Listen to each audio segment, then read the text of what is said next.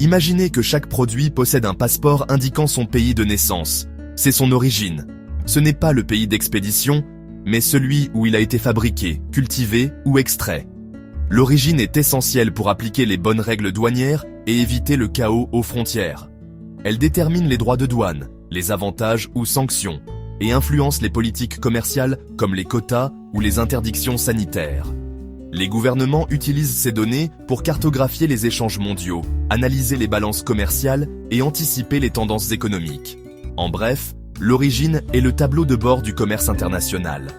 Sans elle, impossible de réguler, protéger ou négocier efficacement. C'est la clé pour comprendre qui vend quoi, à qui et dans quelles conditions. Pour éviter toute confusion, des règles mondiales définissent l'origine d'un produit. Pour les produits simples, c'est facile. Le blé récolté en France est d'origine française. Mais pour les produits composés de pièces venues de plusieurs pays, comme un smartphone, c'est plus complexe. L'origine est alors celle du pays où le produit a subi sa dernière transformation substantielle, c'est-à-dire une modification majeure qui lui donne sa nouvelle identité. Cette transformation peut être définie par un changement de position tarifaire, un seuil de valeur ajouté local ou des opérations de fabrication spécifiques. Par exemple, transformer du bois en meuble ou assembler un tissu à partir de fils.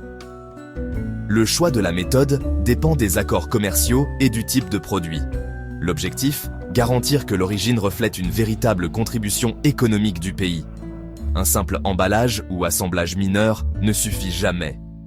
Ces règles assurent l'équité et la transparence dans le commerce mondial. Elles sont la base des échanges internationaux modernes. Parlons maintenant de l'origine préférentielle au cœur des accords de libre-échange. Seuls les produits réellement originaires des pays membres bénéficient de réductions ou suppressions de droits de douane.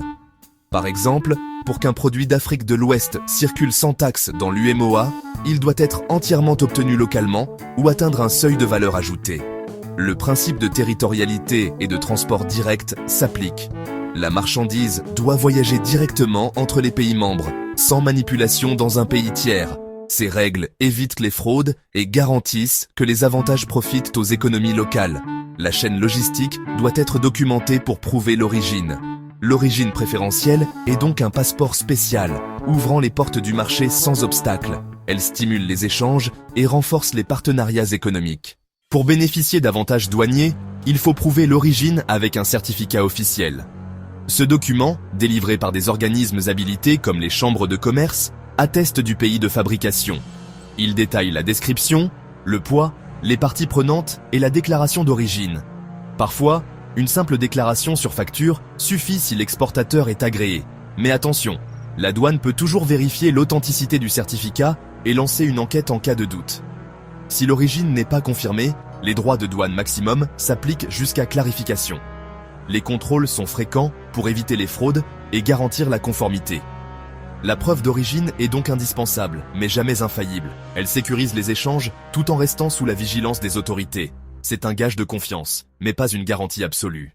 Ne confondez pas origine et provenance. L'origine, c'est le pays de fabrication. La provenance, c'est le pays d'expédition. Souvent, elles coïncident, mais pas toujours. Si un produit transite par un pays tiers, sa provenance change, mais pas son origine. Cette distinction est cruciale pour les statistiques et l'application des accords commerciaux. La plupart des accords exigent un transport direct pour accorder les avantages tarifaires.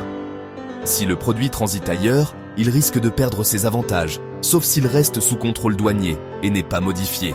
L'importateur doit alors prouver l'innocuité du transit avec des documents spécifiques. La provenance devient ainsi une condition logistique essentielle pour valider l'origine préférentielle.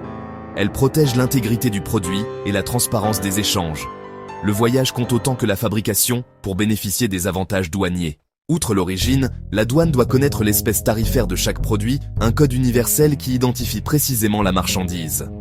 Ce code, issu du système harmonisé, détermine le taux de droit de douane applicable. Une erreur de classement peut coûter cher, le taux varie selon la catégorie. La classification suit des règles strictes, basées sur la description officielle et l'état du produit à l'importation. Par exemple, une chemise en coton a un code précis, identique dans tous les pays membres du SH. Le classement impacte aussi les statistiques, les normes et les quotas. En cas de désaccord, l'importateur peut contester la décision de la douane.